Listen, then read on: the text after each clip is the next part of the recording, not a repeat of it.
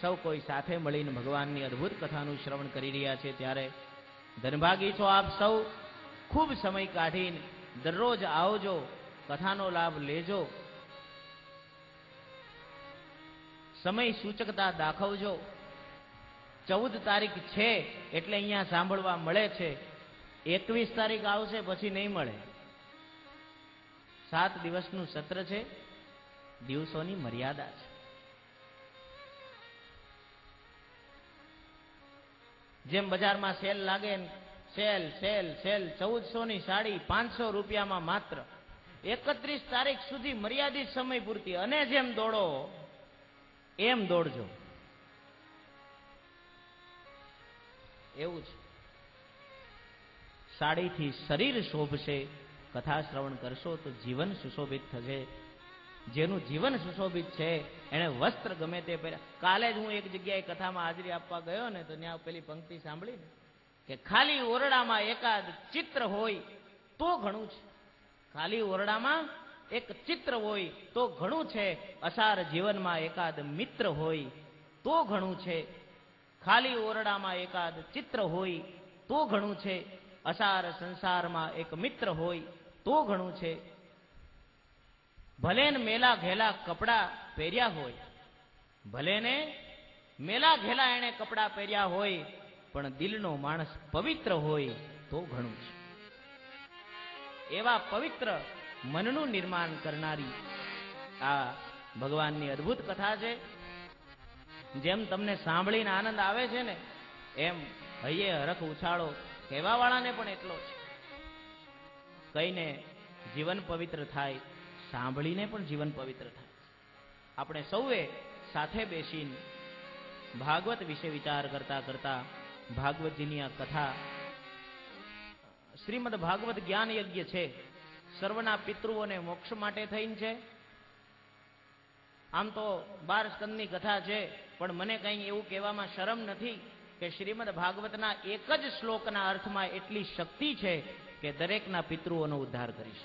એક જ શ્લોકમાં છે તો 18,000, પણ એક શ્લોકથી પણ જો માણસ સાચો માહિતગાર થાય, અલ્યા જીવતા તરી જાય તો મરેલા ન તરે.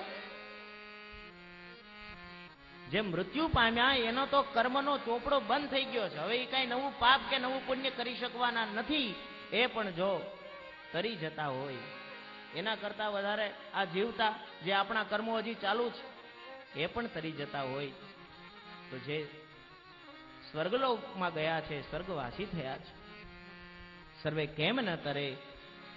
બહુ આપણી ભાષામાં કહીએ ને તો બહુ તાકાતવાળી વસ્તુ છે, શક્તિશાળી છે. ભાગવતની શક્તિને મહિમાને શું કહીએ.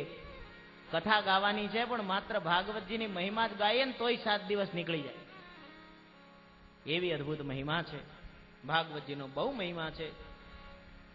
વિશેષ મહિમાના અર્થમાં તમને કહીશ નહીં. સમયની મર્યાદાને લઈને દરરોજનું એક સત્ર છે અને એમાં જ 12 સ્કંદને આપણે ન્યાય આપવાનો છે. પણ શું કહું, બહુ જાજા શબ્દો ભાગવતની મહિમા માટે નથી, પણ એક વાત કહું કે શ્રીમદ ભાગવત એ સર્વ કોઈનો ઉદ્ધાર કરનારું એટલા માટે છે કે ભાગવત છે એ પુસ્તક નથી, ભાગવત છે એ પરમાત્મા છે. હા, આ ગ્રંથ નથી, ગ્રંથના રૂપમાં તો દેખાય છે. આ ગ્રંથ નથી, આ સાક્ષાત ગોવિંદ છે. તમે બધા તો મહારાષ્ટ્રમાં રહો છો અને મહારાષ્ટ્રના લોકો એની ભાષામાં જ્યારે ભાગવત ભગવાનની આરતી ઉતારે ત્યારે ગાય ને, જય હો જય શ્રી ભાગવતા, આરતી કરું તુઝા ભગવંતા, ગ્રંથ નવે હા શ્રી કૃષ્ણ, જય હો જય શ્રી ભાગવતા. ગ્રંથ નવે, આ ગ્રંથ નથી. હા શ્રી કૃષ્ણ, હા સાક્ષાત શ્રી કૃષ્ણ જે સ્વરૂપ હે. મને આમ તો એવડી ચાંગલી મરાઠી ફાર બોલું શકત નહીં. 2-3 વાક્યો યાદ કર્યા છે, પણ તમે બધા તો અહીંયા, હું તો એટલો બહાર રહું છું, ગુજરાતમાં છું, પણ તમે બધા તો અહીં સાંભળો છો. બહુ સાચી વાત કીધી છે. ગ્રંથ નથી, ભગવાન છે. ગ્રંથને જાજે ભાગે વંચાય, ગ્રંથને આદર અપાય, લાઇબ્રેરીમાં નીચે છાપું કે સારું લુગડું પાથરીને રખાય. ગ્રંથના આવી રીતે મંદિરમાં બેઠેલા ભગવાનની જેમ પૂજા ન થાય. પણ તમે તો મારા વાલા આવા સુંદર સુંદર હાર પહેરાવી ઠાકોરજીના ચરણમાં પધરાવી, વળી ઠાકોરજીના પણ ચરણમાં પધરાવેલ તુલસી દલથી અભિષિક્ત કરી, વારંવાર પૂજા કરી અને હાથમાં ખોળામાં લઈને નહીં માથે પધરાવીને આવ્યા છો. ત્યારે આ ભાગવત મને તમને એમ નથી લાગતું કે પુસ્તક ન હોય, પુસ્તકની આટલી પૂજા નથી, આ પરમાત્મા છે એટલે એની પૂજા. મારો તો પાક્કો નિર્ણય છે, કૃષ્ણ મંદિરમાં જઈને કૃષ્ણને પ્રણામ કરો કે અહીંયા ભાગવતને પ્રણામ કરો, બેય સરખા છે.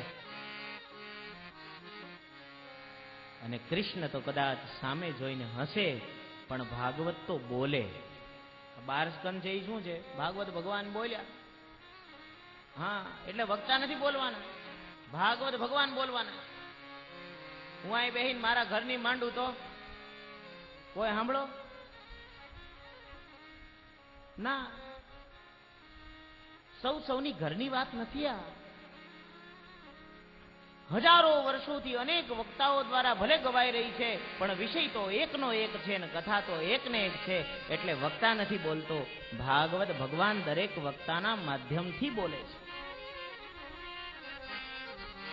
ભગવાન છે ભાઈ, પરમેશ્વર. અને જોજો, સંસારનો નિયમ છે, બહુ કડક નિયમ, સાચો નિયમ.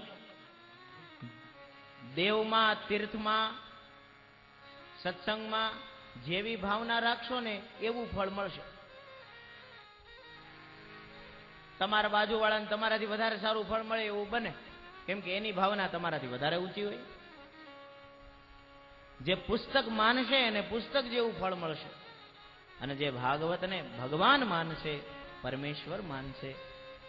યજમાન પરિવાર અહીંયા આવીને આ બધા સ્વરૂપો જે ભાગવતજીના બિરાજે છે એની આરતી કરશે, 16 ઉપચારથી પૂજા કરશે. મતલબ, હે પરમાત્મા, મંદિરમાં તો હું તને વંદન કરવા જાઉં ત્યારે તું હસીને મારા દુઃખ દર્દ દૂર કરે, પણ એનાથી મને સંતોષ થાય નહીં. ત્યારે એ જ શ્રી કૃષ્ણનો સાક્ષાત અક્ષર વિગ્રહ ભાગવત અહીંયા પધરાવ્યો છે. એટલા માટે કે હે પરમાત્મા, હવે તમે બોલો, હવે તમે અમને કંઈક કહો.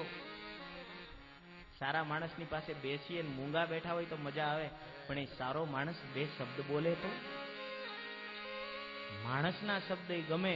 તો ભાગવત એટલે ભગવાનના શબ્દ, ભગવાનની વાણી, પરમાત્માની વાણી.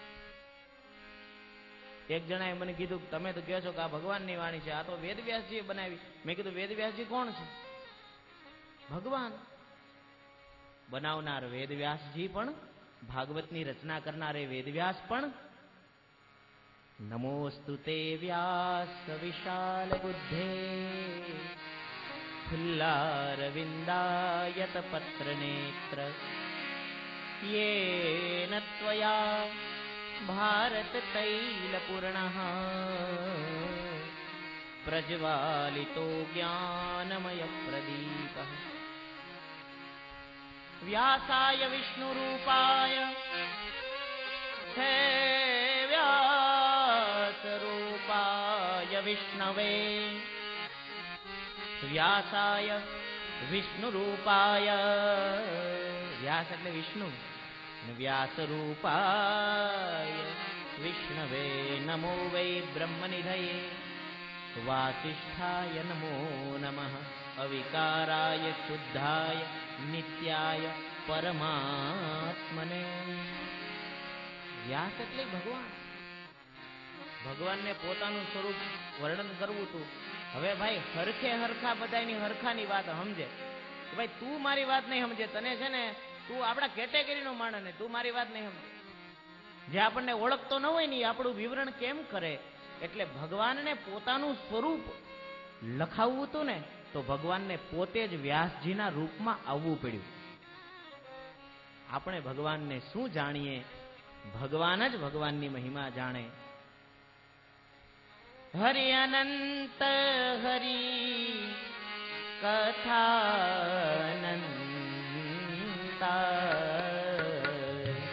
હરિ અનંત